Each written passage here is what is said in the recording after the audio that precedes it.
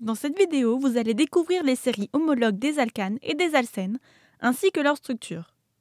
Avant d'observer la structure de ces molécules, vous souhaitez peut-être revoir quelques notions sur les liaisons en regardant notre vidéo sur les liaisons covalentes.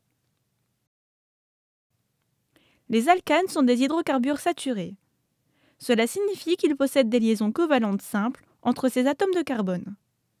Une liaison covalente simple est une paire d'électrons partagés. Prenons le premier alcane de la série, le méthane, CH4. Le carbone possède 6 électrons au total. 4 d'entre eux sont sur la couche externe. Ainsi, le carbone a toujours besoin de 4 liaisons covalentes supplémentaires pour être stable. Dans le méthane, les 4 atomes d'hydrogène ne possèdent qu'un électron et donc forment une liaison covalente avec les atomes de carbone, chacun d'entre eux partageant une paire d'électrons.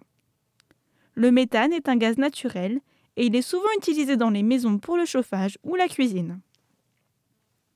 C'est également ce même gaz qui est rejeté par les vaches lorsqu'elles éructent ou flatulent. Il provient alors de la fermentation de la nourriture par les bactéries situées dans leur estomac. La molécule suivante dans la série homologue des alcanes est l'éthane, qui possède 6 atomes de carbone. Comme vous pouvez le voir, une liaison covalente simple est formée entre les 2 atomes de carbone, ainsi que 6 atomes d'hydrogène supplémentaires, formant des liaisons covalentes pour compléter la molécule. Maintenant que nous savons comment ces molécules se lient, nous pouvons regarder la molécule suivante qui s'affiche en représentant les liaisons covalentes par de simples lignes. Voici le propane, puis le butane. Cette série d'alcanes continue et suit la formule générale CnH2n plus 2. Utiliser une formule générale nous permet de décrire une série de molécules différentes des autres par une unité constante. Retournons à l'éthane.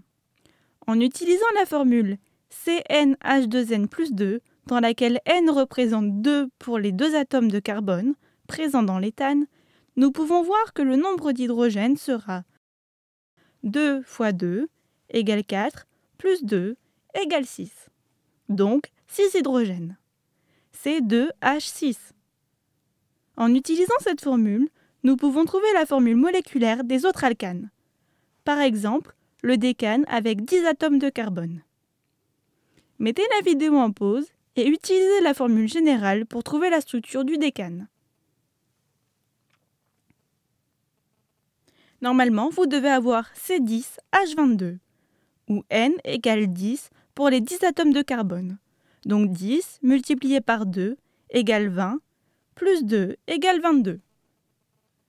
22 hydrogènes. Maintenant, observons la série homologue des alcènes.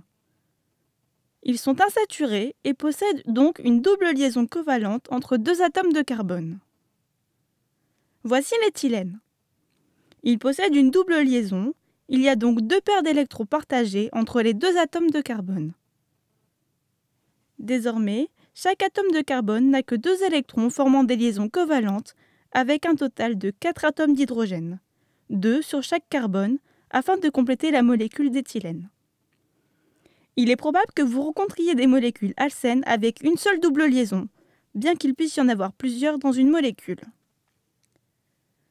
La molécule suivante dans la série est le propène. Comme précédemment, il y a une double liaison covalente entre les 2 atomes de carbone, mais l'autre est juste une liaison simple. Nous devons maintenant compléter la molécule avec des atomes d'hydrogène afin de nous assurer que chaque carbone possède un total de 4 liaisons. On a besoin de 2 atomes d'hydrogène à cette extrémité de la molécule.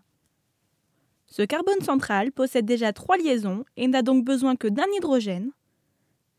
Et à cette extrémité de la molécule, le carbone n'a qu'une liaison, il a donc besoin de 3 hydrogènes supplémentaires. Maintenant que nous comprenons les liaisons covalentes dans cette molécule, remplaçons ce diagramme par la formule semi-développée. Voici la formule semi-développée du propane. Maintenant, mettez la vidéo en pause et essayez de compléter cette formule semi-développée du butène. Voici la structure complète. Aviez-vous trouvé?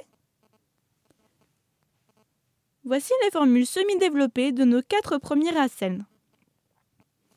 Mettez à nouveau la vidéo en pause et essayez de compléter la formule générale. Quelle est la relation entre le nombre de carbone et le nombre d'hydrogène?